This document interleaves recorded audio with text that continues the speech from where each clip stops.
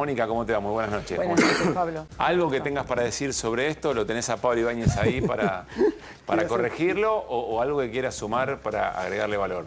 No, creo que esta semana ha sido una semana compleja para el Congreso, donde el presidente de la Comisión de Presupuesto ha cerrado el debate de la comisión, ha dicho, no discutimos más si no adhieren a lo que mandó el gobierno. Cerrar la discusión de la Comisión de Presupuesto creo que es una señal pésima, primero para la institucionalidad para el Congreso y después para el debate. La verdad que teníamos a las 3 de la tarde presupuesto y Esper a las 2 hizo una conferencia de prensa donde anunció que se cerraba la discusión y que habría extraordinarias si estábamos dispuestos a adherir a lo que mandó el gobierno. ¿Eso es normal? Yo no lo vi nunca. Nosotros decíamos que antes el Congreso era la escribanía del gobierno de turno, de Cristina Fernández, por ejemplo. Bueno, cerró la escribanía, no está dispuesto ni que lo firmen, salvo una directamente una entrega, porque claramente todos los diputados y diputadas sabíamos que había una discusión de los gobernadores, es pública, sí, que planteaban, bueno, si los ATNs no lo van a distribuir, coparticípenlo. Si los impuestos a los combustibles líquidos los están recaudando y no van a arreglar rutas ni tener transporte, coparticípenlo. Había cuestiones de sentido común que estaban discutiéndolo. Algunos de nosotros decíamos, no van a decir nada de las universidades, claro, de los jubilados, no van a decir nada de estas cuestiones. Bueno, queríamos... bueno, en todo caso, habría un dictamen, dos dictámenes, claro, van al recinto. Porque recordemos, ¿sí?, que el presupuesto no lo decide el Poder Ejecutivo, lo decide el Congreso. Claramente el Congreso. Y sería un hecho realmente excepcional que por segundo año consecutivo... Nunca ocurrió. Nunca ocurrió. Salvo en épocas de gobiernos no democráticos. Se recondujera el presupuesto 2023. Claro. Ya el 2024, bueno, todos sabemos que lo que significó no tener un presupuesto 2024, eso fue un acuerdo entre La Libertad Avanza y Massa en su momento, que definieron esperar. Esa espera significó, creo yo, una grave crisis institucional y ahora el gobierno de Milei quiere profundizarla. En esta semana...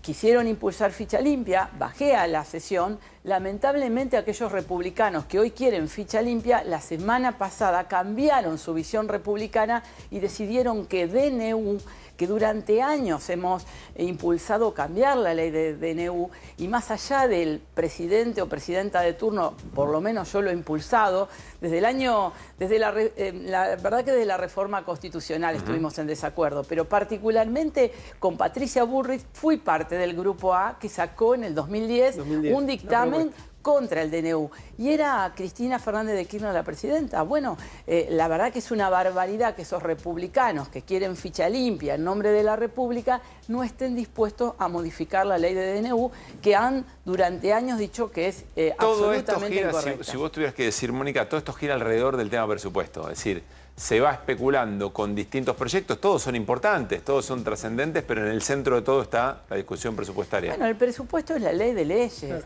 ¿Qué vamos a mirar de estos números de distribución en las provincias, de educación, de la universidad? ¿Qué vamos a ver? ¿Qué obra pública va a existir? ¿Qué van a hacer con el ANSES? Siguen tomando decisiones por decreto. También quiero decir que me parece muy importante que discutamos el decreto que le permite al Ejecutivo redefinir deuda externa cambiando las condiciones. Y si la semana que viene llaman a sesión, deberíamos intentar incluir ese tema. No puede ser que... Está convocada para las 3 de la tarde la sesión. Bueno, DNU habrá que ver, porque hay ¿Qué pasa con la negociación de presupuesto? Bueno, parece una convocatoria para reabrir la negociación por el presupuesto. Claro. ¿Por qué? Porque el artículo 54 del presupuesto dice exactamente lo mismo que el DNU. Entonces lo que plantean algunos actores de la oposición, hay que voltear el presupuesto de renegociación de deuda, superpoderes para Caputo, para que en esas condiciones el gobierno, que el año que viene tiene que hacer pagos por 30.000 millones de dólares y quiere renegociar parte de esa deuda, tenga que sí o sí ponerse a discutir el presupuesto. Pero, a ver, los gobernadores que son colaboracionistas, digamos, este sector colaboracionista que le aprueban todo, y yo creo que tenían la idea de que con el nuevo presupuesto iban a recuperar algo de lo que, bueno, este año fue excepcional, nos cortaron todo esto y que esto volvía a la normalidad. Ahora, con los números que estábamos hablando hoy, de una caída del 3,8% del PBI, los números que tienen, y con estos números del dólar y toda esta historieta que no arreglaron con el fondo, me parece que ellos tienen, lo único que les interesa es poder, cada vez que no le dé el número, dar un hachazo nuevo y cortar y seguir de esta manera hasta infinito. Entonces, digo, ¿qué va a pasar con esos gobernadores o esos sectores que realmente estaban... porque los números no dan, no es lo que quiera el gobierno, es lo que el gobierno sabe que los números no dan y no le va a permitir. Entonces, cuando se empiece a tensar eso? Porque acá estamos hablando de la deuda, pero hay una cuestión increíble, realmente. Yo, como diputada, le pregunto, ¿usted se imagina si en algún gobierno peronista se hubieran llevado miles de millones de dólares afuera de oro y no dijeran dónde está? No están diciendo dónde está. Es una cosa delirante. Sí, que claramente comparto. Hemos hecho pedido de informe. Nos parece que las herramientas que tenemos son insignificantes al lado de esa magnitud. Yo creo que tenemos un gobierno que genera miedo. Y lo voy a decir porque se emparenta con la denuncia que hemos hecho con Esteban Paulón. El miedo... es una construcción social, es un cambio cultural muy importante. Los que vivimos en la dictadura lo recordamos. Yo era muy joven, pero nunca me voy a olvidar de lo que significaba el miedo de salir a la calle, el miedo de hablar, el miedo de reunirnos. Bueno, los gobernadores yo creo que tienen miedo de quedarse sin presupuesto, miedo de gobernar con un gobierno nacional que no va a hacer ninguna obra pública y que no está dispuesto a ceder en nada para darle gobernabilidad a las provincias. Creo que los periodistas, no ustedes, pero en general, se va instalando la idea del miedo. Todos los que hablan o son ensobrados, bueno, hoy hay nuevos adjetivos. ¿A qué le puede tener miedo un gobernador? Digamos, si alguien... ¿Cuál es el miedo? Porque es un tema que a mí objetivamente me plantea. ¿Qué tiene miedo? ¿Que te tuitee el gordo Dan? Bueno, primero que no... El tuiteo del gordo de Dan es... hoy con el brazo armado tiene otra magnitud, pero aquí hay un presidente que define poner a los enemigos enfrente, quiénes son los buenos y los malos, y que ataca en forma directa a aquellos que los cuestionan. Y gobernar, lo digo porque he sido intendenta, significa tener recursos para resolver problemas. La educación está en sus manos, la salud cada vez más en sus manos. Ya no hay recursos que vengan de programas de los estados nacionales. Si vos en Rosario tenías una crisis educacional o una crisis en salud, rosarinos y rosarinas te iban a mirar a vos, te iban a cuestionar a vos, no a ver si la provincia no te bajaba los recursos o Nación no te bajaba. La obra pública en el barrio, lo hemos vivido. No siempre los gobiernos nacionales han distribuido equitativamente los recursos. Lo han distribuido de acuerdo a su mirada política. Hemos sido muy discriminados por los gobernadores tienen miedo de no revalidar su mandato. De tener que gobernar. Pero es que no le están dando nada. Bueno, pero creo que hay una expectativa que en el fondo algunos tendrán, supongo, que no se va a cumplir. Y creo yo que no se va a cumplir. Pero digo, ya te engañaron una vez, te van a engañar otra vez. No estoy hablando de una actitud de miedo. Creo que este gobierno quiere generarnos, y por eso nosotros también denunciamos a este discurso del brazo armado que plantea palabras que hemos escuchado: exterminar, que, bueno, los progresistas son excremento humano. Digo, todas esas cuestiones que vienen a incitar al odio, incitar a la violencia colectiva, creemos que deben ser analizados. ¿Cuál es la formalidad de la denuncia? Mónica, recordemos, es una denuncia contra la agrupación La Fuerza del Cielo, presentada en la Sociedad Italiana en San Miguel hace pocos días, y teníamos a... Parisini, Daniel Parisini, diciendo que era el brazo armado del grupo pretoriano, la guardia pretoriana de Javier Milei. Esteban Paulón, colega diputado de Mónica Fein, decía ni baiteo, ni broma, ni incitación a la violencia. Baiteo es como una carnada, como entrar en la trampa. Denunciamos penalmente a la Fuerza del Cielo por incitación al odio, intimidación pública e incitación a la violencia colectiva. No hay lugar en nuestra democracia para la violencia política ni la prepotencia del poder. Mónica. Bueno, los que hemos votado en contra de la ley Bases, los que nos hemos opuesto a muchas cuestiones de Milei, vivimos soportando una acción colectiva, organizada por este grupo, unido cuando cuestionamos que Santiago Caputo es un funcionario fantasma porque no presenta declaración jurada, porque no sabemos si tiene firma, pero es capaz de poner un juez de la Corte.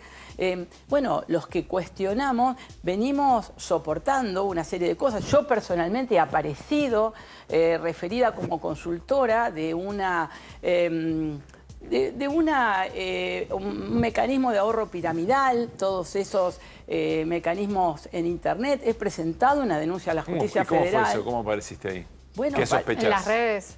Sí, es un sitio cuyo sede es Islandia, anónimo, donde aparezco como consultora. Hay una nota de Luis Novarecio Amaratea, que es el que actúa de carnada en esa nota. Luis Novarecio también se sumó a la denuncia porque no es una nota real. Una vez que uno entra a esa nota y va al sitio web, le incitan a apostar y aparezco como consultora en ese sitio web. Nada. ¿Y a qué lo atribuís? Por supuesto que lo atribuyo. ¿Qué Maratea? ¿Santi Maratea? Sí. ¿Y él sí aparece real? Él aparece en una entrevista con Luis Novarecio previa. Luis Novarecio se ha sumado a la denuncia porque esa entrevista no es real. En el sitio web de esa entrevista, que habla de algo de las apuestas, pero en el sitio web plantea cómo obtener con 800 pesos 2 millones, una cantidad importante de personas dicen lo que han invertido, y aparezco como presidenta del Partido Socialista, yo consultora, con otro agravante, que es que Patricio Echegaray, del Partido Comunista, que murió hace algunos años, somos los dos que aparecemos como consultores. Cualquier cosa, claro, nadie sabe. Bueno, la gente que no sabe. Uno podría decir que es un hecho bastante ridículo. Sin embargo, vos decís que alguien te puso ahí para amedrentarte, para creo condicionar. que nada es casual, que hay una acción de este gobierno donde... a Paulón lo persiguen, hoy te escuché en un programa de radio, lo vuelven loco con el tema de su campaña con el LGTB. Bueno, él es un militante de la diversidad, todos los conocemos, sí, de la Federación, fue un militante por el matrimonio igualitario, por la identidad de género. Bueno, unen su orientación sexual a la pedofilia, al delito. Todo el tiempo estos actores unidos a Santiago Caputo y a las redes sociales plantean... por eso digo la acción, vamos a ir a revisar tu computadora. Bueno, la verdad que son acciones que generan amedrentamiento, que generan violencia y generan odio. Yo creo que no hay que naturalizarlas, por eso hacemos una denuncia y por eso creo que tenemos que fortalecer las instituciones que se quieren llevar puesta no discutiendo el presupuesto, que se quieren llevar puesta diciendo que ahora Milei tiene que tener todos los superpoderes, y me parece que parte de nuestra función como diputados es no tenerle miedo, discutir el presupuesto y obviamente denunciar acciones que amedrenten a cualquier ciudadano. ¿En qué medida ves este miedo al que te referís extendido en la Cámara de Diputados? Hemos visto cómo se han entregado algunos sectores a los deseos del gobierno. Pero esto que ocurre sobre todo con la violencia digital, ¿no? Y con esto que algunos llaman las milicias digitales, porque además está muy organizado, y el Gordo Dan es un exponente de esto, a punto tal que se ha ganado un premio, ¿no? Por esta cuestión y por proferir mensajes violentos. ¿En qué medida esto que está pasando, ves que afecta a diputados y diputadas de otras fuerzas políticas?